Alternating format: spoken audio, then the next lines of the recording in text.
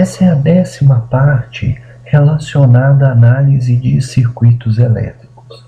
Nessa aula nós vamos ver qual a relação existente entre os circuitos equivalentes de Norton e Thevenin.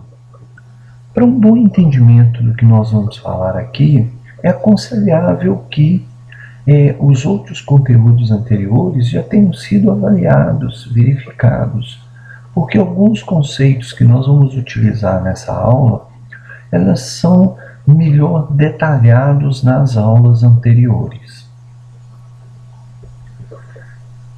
Nas 2 aulas anteriores, nós aprendemos, através dos teoremas de Thevenin e Norton, que a gente pode substituir um circuito linear de 2 terminais qualquer, ou por um equivalente de Thevenin, ou por um equivalente de Norton.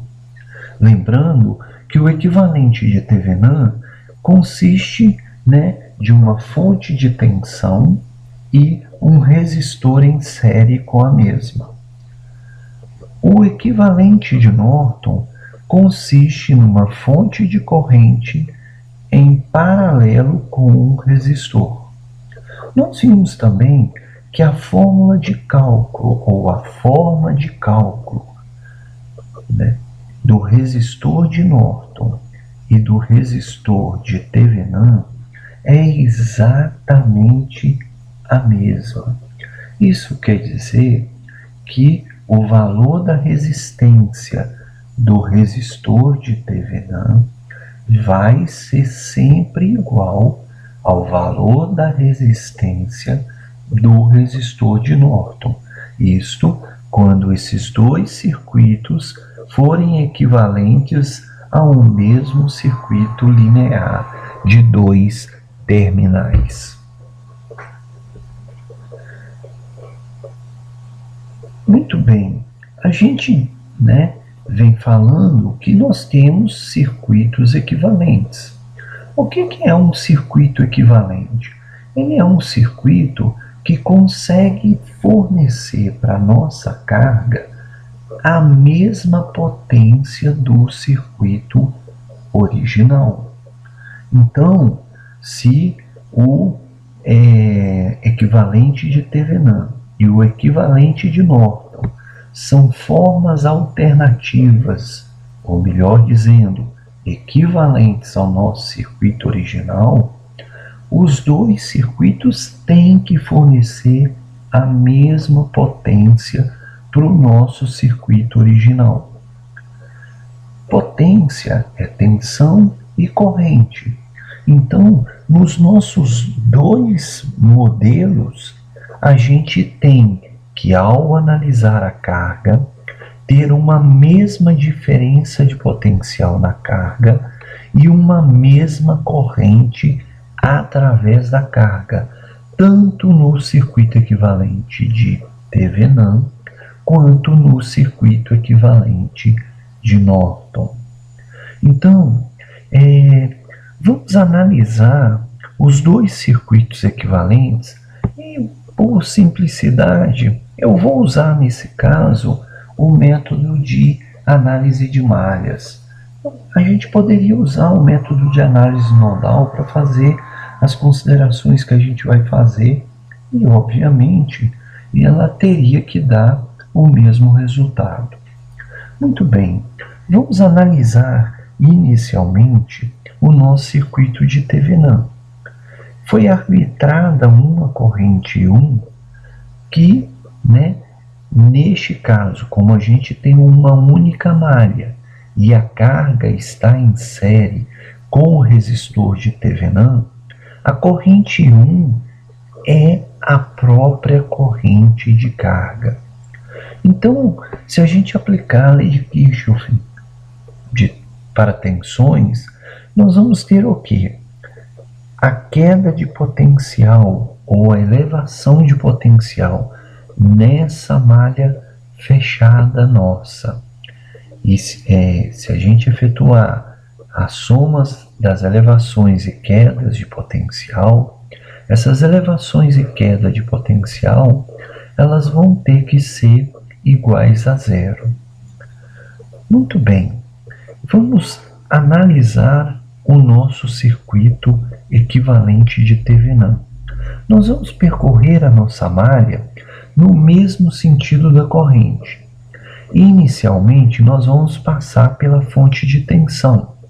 Na fonte de tensão, nós estamos indo do menor potencial para o maior potencial. Então, quando nós percorrermos a nossa fonte de tensão, nós vamos ter uma elevação de potencial. Essa elevação de potencial está traduzida, né, pelo sinal positivo na nossa equação de malha. Então, ao passarmos pela fonte de tensão, vamos ter uma elevação de potencial, e essa elevação de potencial é a tensão, né, nominal da nossa fonte de tensão de Thevenin, que nesse caso nós estamos chamando de VTH. Muito bem.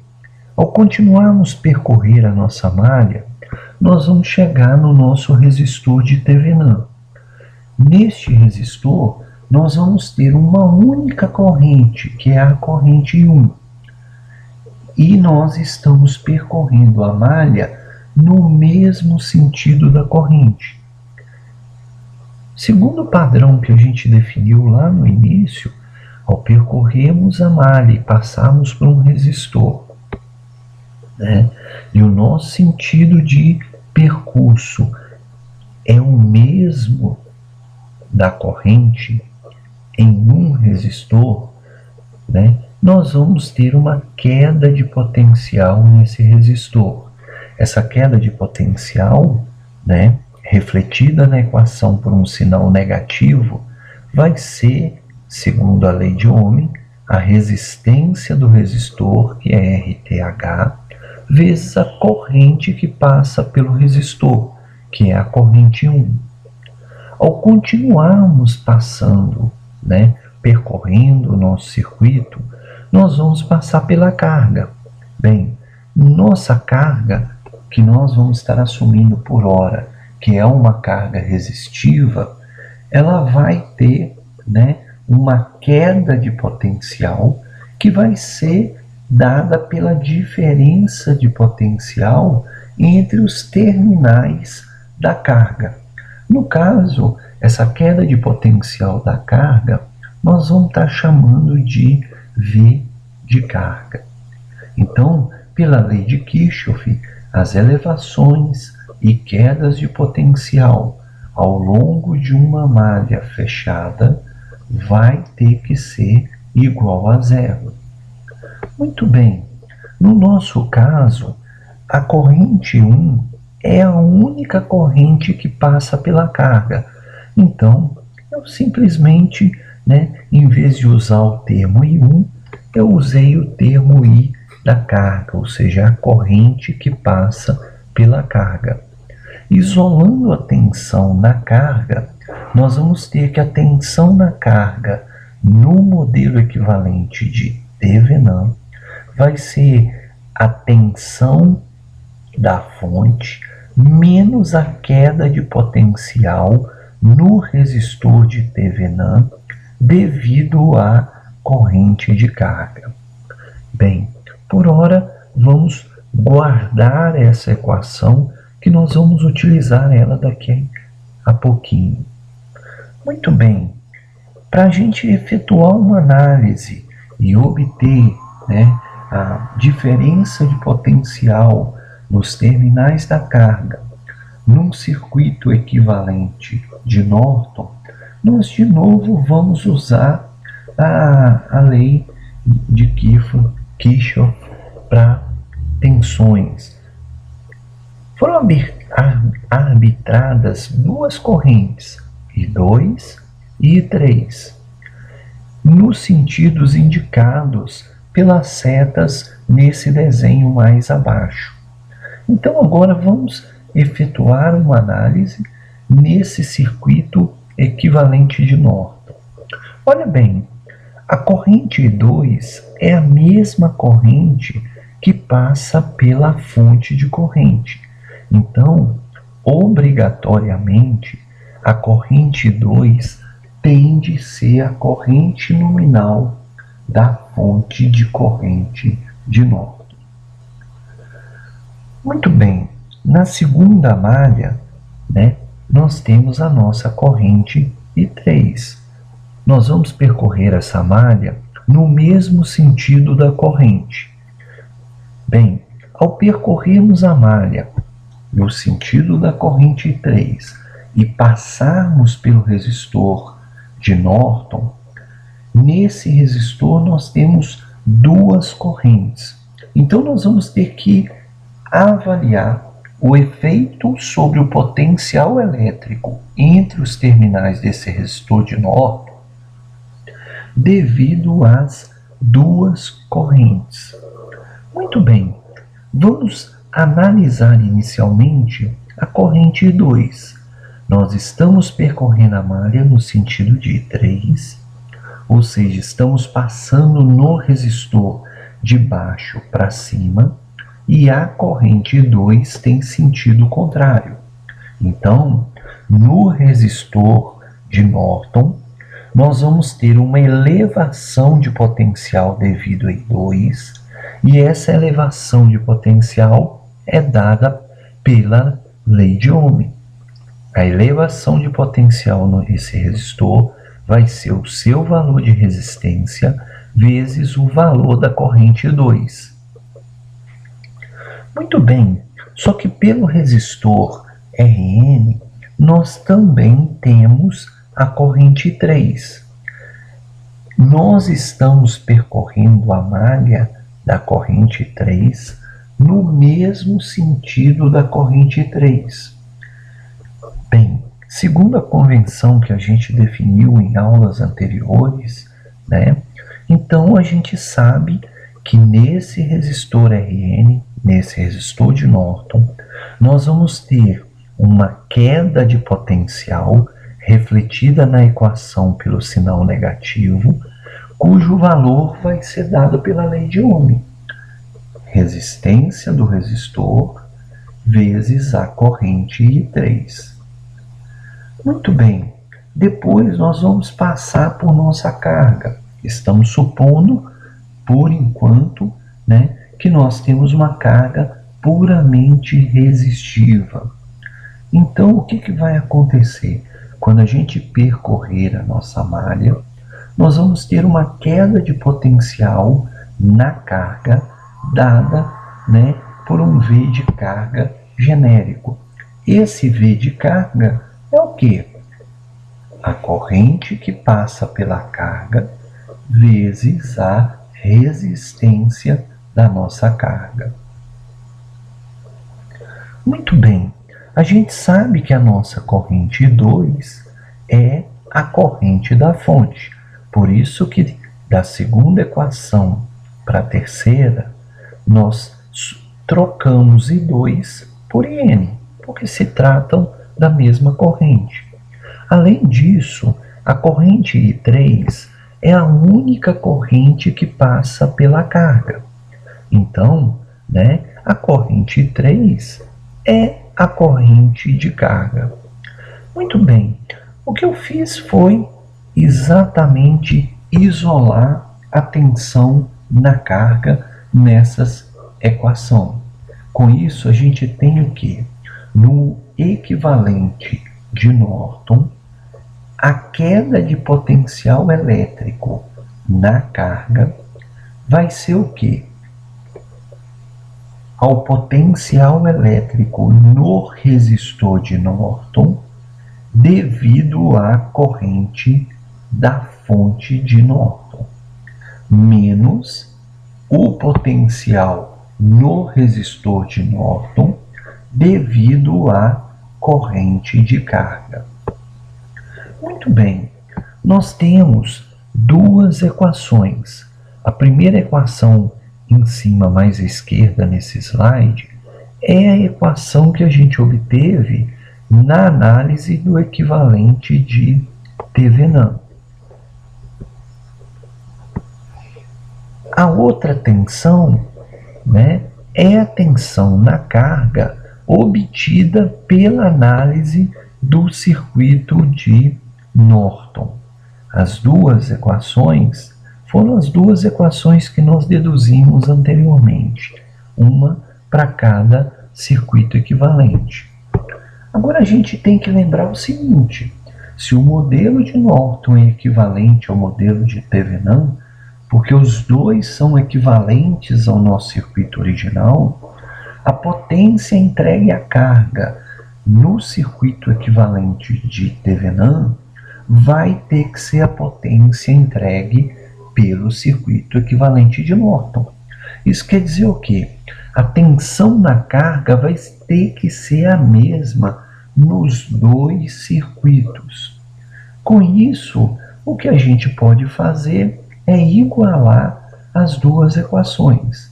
Então, nós igualamos a equação que nos fornece a tensão na carga na análise no modelo de Norton com a tensão na carga obtida por nossa análise no modelo de Thevenin. Manipulando essa equação, nós vamos chegar nessa equação do lado direito, na terceira linha. Muito bem, a gente tem que ver que nessa equação nós temos uma subtração entre a resistência de Norton e menos a resistência de Thevenin. Só que a gente sabe que esses dois resistores, eles são obtidos exatamente da mesma forma e eles vão ter sempre o mesmo valor. Com isso, este termo nessa equação vai ser zero, porque a resistência de Norton menos a resistência de Thevenin é igual a zero. Multiplicada pela corrente de carga, vai dar zero. Operando com essa equação, nós chegamos nessas duas equações apresentadas aqui. Lembrando que a resistência de Norton que aparece numa das equações é a resistência de Thevenin, que está sendo utilizada na segunda equação. Com isso, nós temos como relacionar a corrente de Norton e a tensão de Thevenin. Vamos dar uma olhada melhor nisso. Olha bem, digamos que nós temos um circuito, nós gastamos nossos esforços, pegamos lá o nosso circuito linear original, e conseguimos definir o nosso equivalente de Thevenin. Para obter o equivalente de Norton, a gente não precisa fazer análise de malhas, análise nodal, justamente por conta da equação que nós acabamos de deduzir. Olha bem, o que essas equações estão dizendo para a gente? Olha, primeiro, o que a gente já sabia. A resistência do resistor de Norton é igual à resistência do resistor de Thevenin. Então, se a gente conhece a resistência do resistor de Thevenin, a resistência do resistor de Norton vai ter o mesmo valor de resistência. Resistência de Norton igual à resistência de Thevenin. A única diferença é que no modelo de Thevenin a resistência está em série com a fonte e no modelo de Norton a resistência está em paralelo com a fonte. Muito bem, a gente conhece a tensão de Thevenin. Como que a gente encontra a corrente de Norton? A equação está nos dizendo. Basta pegar a tensão da fonte de Thevenin e dividir pela resistência de Thevenin. Então, se a gente pegar a tensão na fonte de Thevenin e dividir pelo valor da resistência de Thevenin, nós vamos obter a corrente da fonte de Norton equivalente. Olha bem, esse é um procedimento que nós vimos lá na aula anterior. Se nós temos uma fonte de tensão em série com uma resistência, a gente pode substituir esse modelo por um equivalente que tem uma fonte de corrente em paralelo com um resistor. As resistências nos dois modelos têm o mesmo valor. A corrente na fonte de corrente é obtida pela razão entre a tensão na fonte de tensão e a resistência em série com a fonte de tensão. Então, por essa equação, que é a mesma utilizada na aula de transformação de fontes, a gente consegue migrar de um modelo baseado no equivalente de Thevenin para um modelo baseado no equivalente de Norton. E o oposto também vai acontecer. Olha bem, digamos que a gente tem o modelo de Norton e a gente precisa do modelo de Thevenin. A equação que a gente deduziu, ela nos diz exatamente o que nós temos que fazer. A resistência de um modelo é a resistência do outro modelo. A única diferença é que no modelo equivalente de Norton, a resistência está em paralelo com a fonte de corrente. No modelo de Thevenin, do equivalente de Thevenin, a resistência está em série com a fonte de tensão. Bem, e o valor da fonte de tensão? O valor da fonte de tensão é exatamente igual ao produto da resistência de Norton e a corrente de Norton. Então, se nós temos o modelo de Norton, basta multiplicarmos a corrente pela resistência de Norton e o resultado desse produto é a tensão de Thevenin. Mais uma vez, não custa lembrar que esse é exatamente o cálculo que nós vimos quando a gente transforma um circuito em que nós temos uma fonte de corrente em paralelo com um resistor para uma fonte de tensão em que nós temos esse mesmo resistor em série com a fonte de tensão. Então, a conversão do modelo de Thevenin para o modelo de Norton é exatamente uma transformação de fonte. Muito bem, com isso nós encerramos essa aula.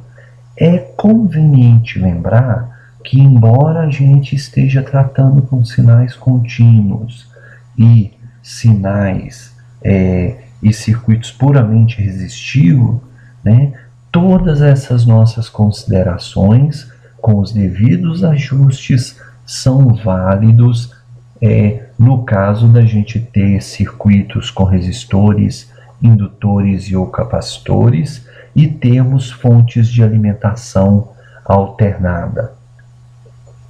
Bem, mais uma vez, qualquer sugestão é sempre bem-vinda. Obrigado.